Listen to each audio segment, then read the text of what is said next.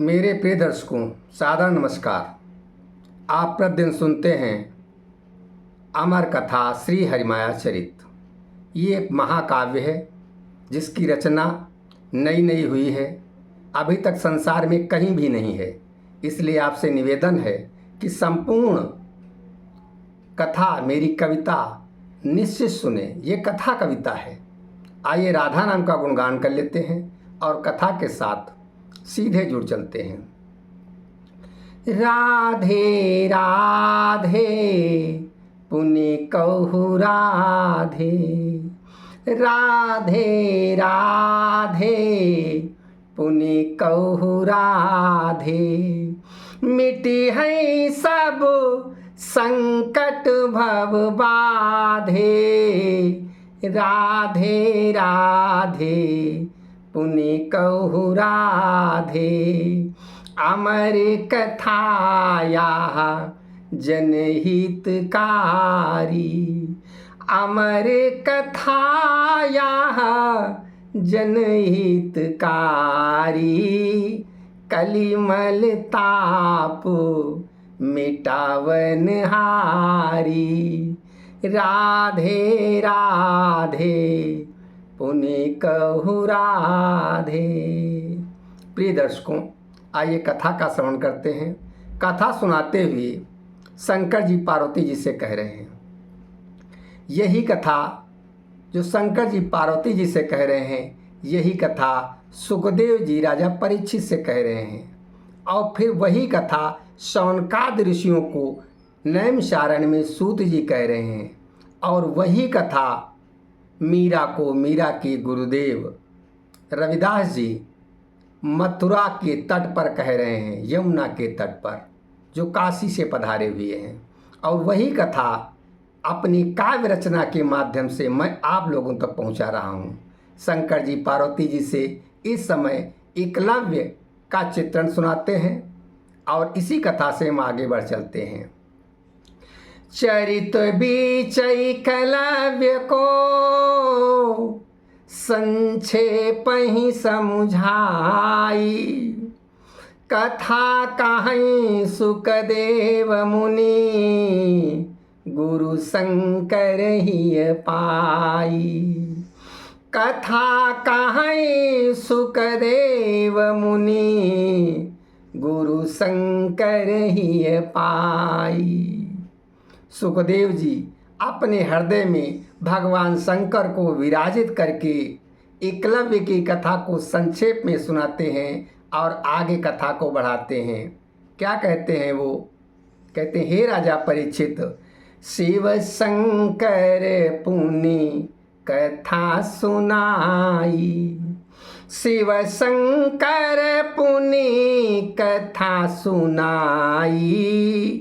पांडव कौरव शिक्षा पाई, पांडव कौरव शिक्षा पाई।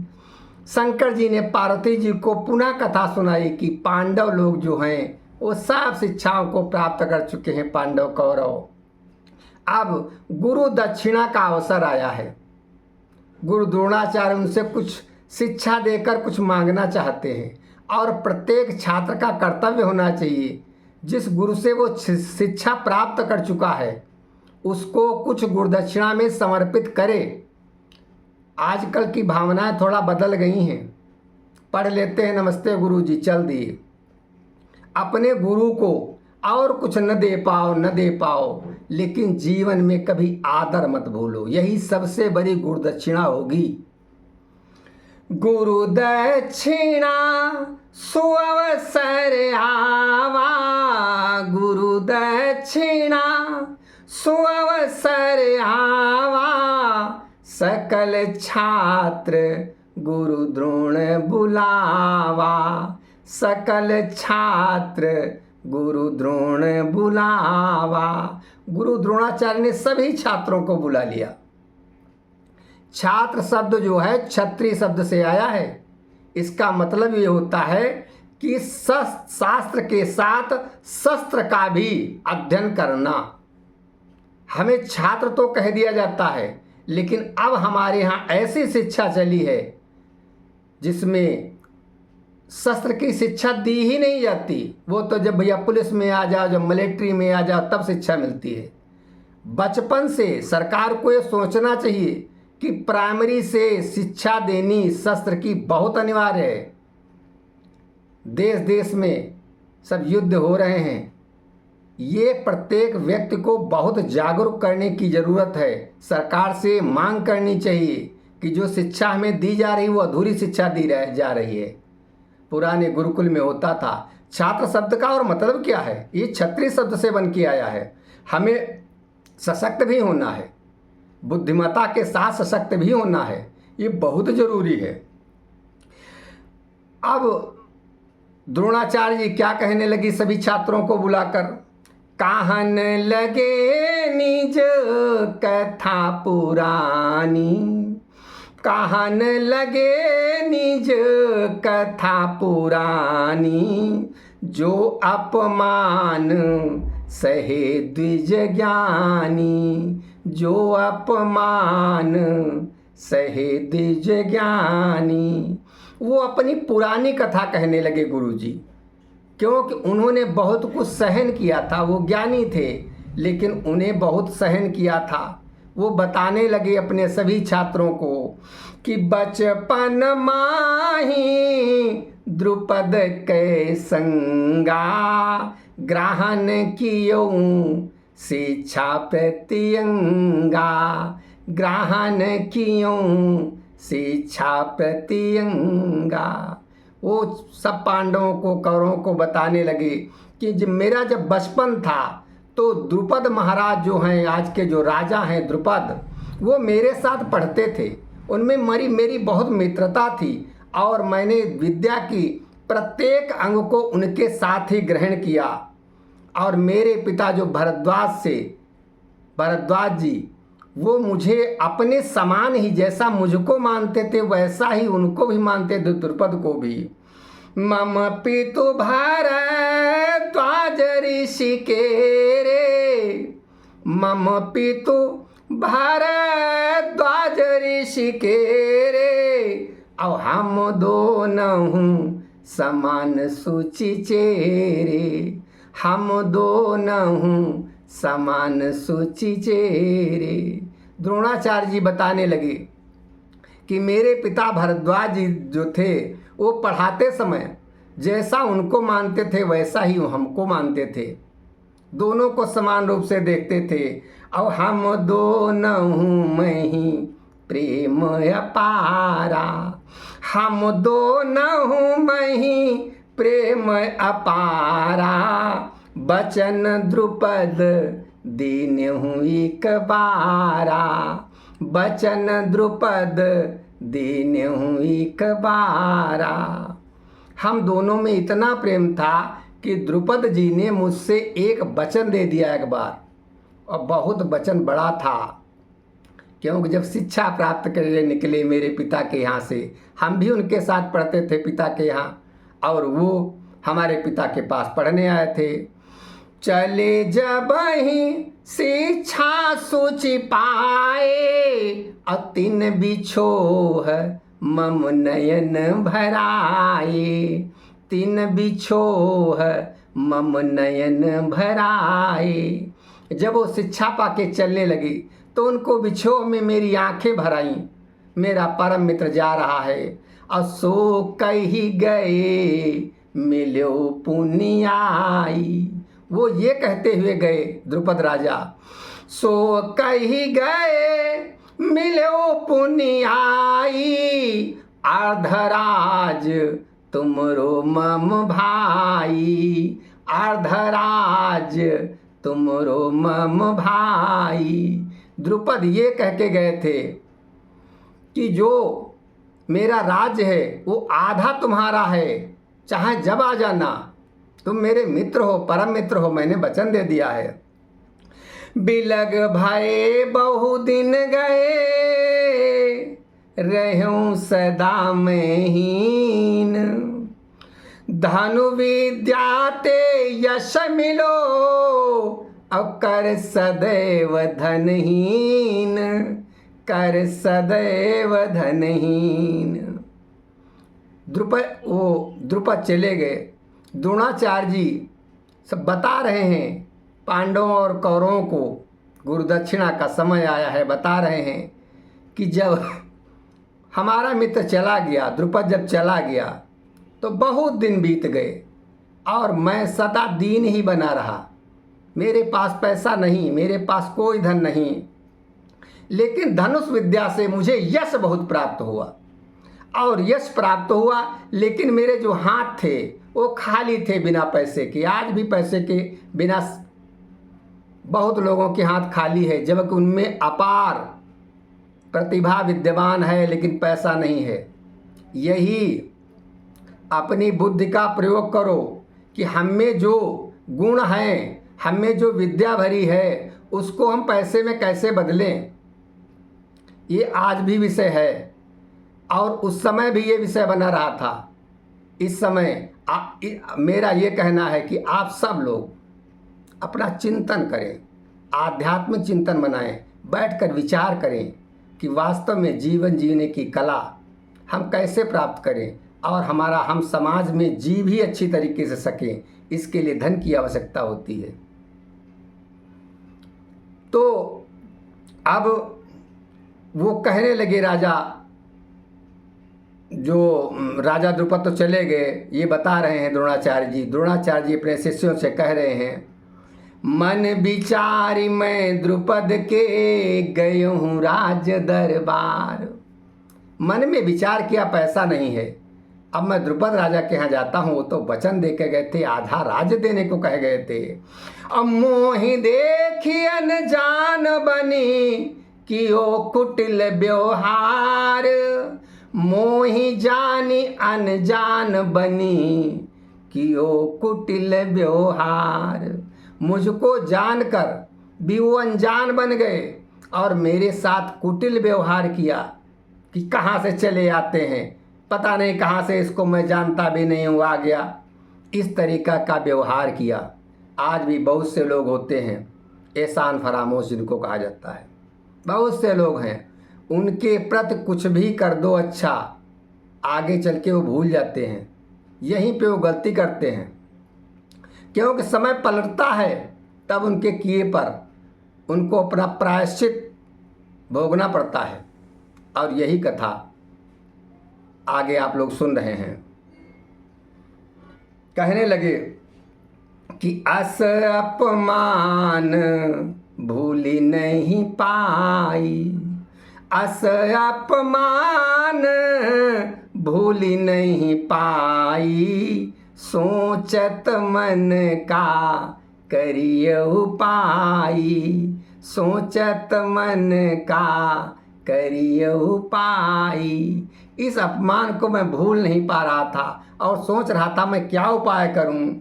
अब अवसर सोचे हृदय विचारी, मांगहूँ गुरु दक्षिणायति प्यारी, मांगहूँ गुरु दक्षिणायति प्यारी। अब मेरे हृदय में आज एक विचार आ गया है पुनः कि मैं तुम सबसे एक बहुत बढ़िया गुरुदक्षिणा मांगता हूँ। और अर्जुन, तुम तो मेरे परम प्रिय हो, सबसे पहले ये तुम्हें समझना चाहिए, क्योंकि मैंने तुम्हें अपना परम प्रिय शिष्य बनाया है। क्या गुरुदक्षिणा है हमारी? बंदी द्रुपद लाई मम पासा, देहु दक्षिणा मय विश्वासा। द्रुपद को बंदी बना के मेरे पास लाओ, बांध के, और मुझे विश्वास दो, तब यही मेरी गुरुदक्षिणा है। अब अर्जुन तुम अति वीर सुजाना, अर्जुन तुम अति वीर सुजाना, मैं सब भार तुम ही सन्माना, मैं सब भार तुम ही सन्माना। हे अर्जुन, तुम तो बहुत वीर हो और बुद्धिमान हो, इसीलिए मैंने सारा भार तुम पे छोड़ दिया है। कैसे तुम द्रुपद को बंदी बनाकर बांध कर मेरे पास लाओगे? अर्जुन गुरु पद रजय अपनाई। गुरु के चरणों की धूल बहुत बड़ा कार्य करती है। आप लोगों को मैं बता देता हूँ, यदि आपको सफल जीवन जीना है तो गुरु आपको चाहे जहाँ भी मिल जाए। यदि दूर है तो उसको प्रणाम करो, और यदि नज़दीक आ गया है तो उसको चरणों की धूल उसके मस्तक पर जरूर लगाओ। उसमें बड़े गुण हैं, बहुत बड़े गुण हैं। गुरु के चरण की धूल जो है, ऐसा तुलसीदास जी ने भी कहा है, ऐसा बड़े बड़े ऋषि मुनियों ने भी कहा है। उसने तुम्हें ज्ञान दिया है, उस ज्ञान के लिए उसकी चरण वंदना करना बहुत पुण्य का काम है। ये जीवन में सफल होना चाहते हो तो अपने गुरुओं को कभी मत भूलना, ये हमारी विनती है। और चारियों भाई चले तीन संगा। आज चारों भाई पांडवों के अर्जुन के साथ पांचों मिलके चल दिए। चारों भाई चले तीन संगा, भाइयों प्रथम पांडव रन रंगा। भाइयों प्रथम पांडव रन रंगा। आज पांडवों का युद्ध पहली बार हुआ है, अब वो भी किससे? द्रुपद राजा के साथ। भय पराजित द्रुपद नरेशा। राजा द्रुपद हार गए पांडवों से युद्ध में। अब बंदी करी लाए निज देशा। उनको बांध लिया और अपने देश ले आए। और सन्मुख गुरु के पद पर डारी। सन्मुख गुरु के पद पर डारी। अर्जुन भीम कियो यश भारी। आज अर्जुन और भीम ने महान यश बना लिया है। सभी सोचने लगे कि ऐसा क्या है, क्योंकि वो राजा द्रुपद को आज बंदी बना के ले आए हैं। द्रोणाचार्य दयालु द्रुज पुनीते ही कंठ लगाई। और सीख दे निज मित्र को नित अभिमान साई। सीख दे निज मित्र को नित अभिमान साई। लेकिन द्रोणाचार्य जो हैं वो बहुत दयालु गुरु हैं। उन्होंने उनके बंधन को खोलकर उनके पुनः गले मिले, जैसे वो बचपन में मिला करते थे, और उनको सीख देने लगे और बताने लगे, क्या हुआ राजा द्रुपद, आज अपना राजपाट संभाल के मेरे सामने बंदी बने खड़े हो। बंधन मुक्त किया, हृदय से लगाया और कहा, अभिमान जो है किसी का भी हो वो नष्ट जरूर होता है, जरूर होता है। अभिमान तो रखना ही नहीं चाहिए, चाहे जितना बड़ा हो, चाहे जितने बड़े पद पर पहुंच गया हो। यदि उसको अभिमान आ गया तो उसको मिटना ही पड़ेगा, क्योंकि यह अभिमान ही भगवान का भोजन है। शंकर जी पार्वती जी से कह रहे हैं, सुनहु माय अभिमान की, सुनहु माय अभिमान की, अति अनहित की राह। ते मूरख यही जगत बिच, जिन मन अति की चाह। सुते मूरख यही जगत बिच, जिन मन अति की चाह। वे सभी मूर्ख हैं, शंकर जी पार्वती जी से कह रहे हैं, जिनको बहुत अधिक पाने की चाहत बनी रहती है। मैं ये भी पा जाऊं, मैं वो भी पा जाऊं। ये अनहित की राह है। जितने में आपका सामान्य रूप से जीवन चल सके उसी में रहना चाहिए। बहुत पाने की इच्छा आप अनर्गल तरीके से करते हैं तो निश्चित ही नष्ट हो जाएंगे, ऐसा शंकर जी पार्वती जी से कह रहे हैं। आइए कथा का विश्राम लेते हैं, और आप लोग हमें कमेंट जरूर करते रहिए और अपने सगे संबंधियों से सब्सक्राइब जरूर कराइए। पुनः प्रणाम। राधे राधे पुनि कहु राधे। राधे राधे पुनि कहु राधे, मिटी हैं सब संकट भव बाधे।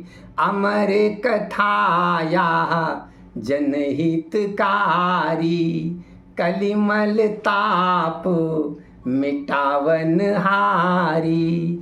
राधे राधे पुनि कहु राधे।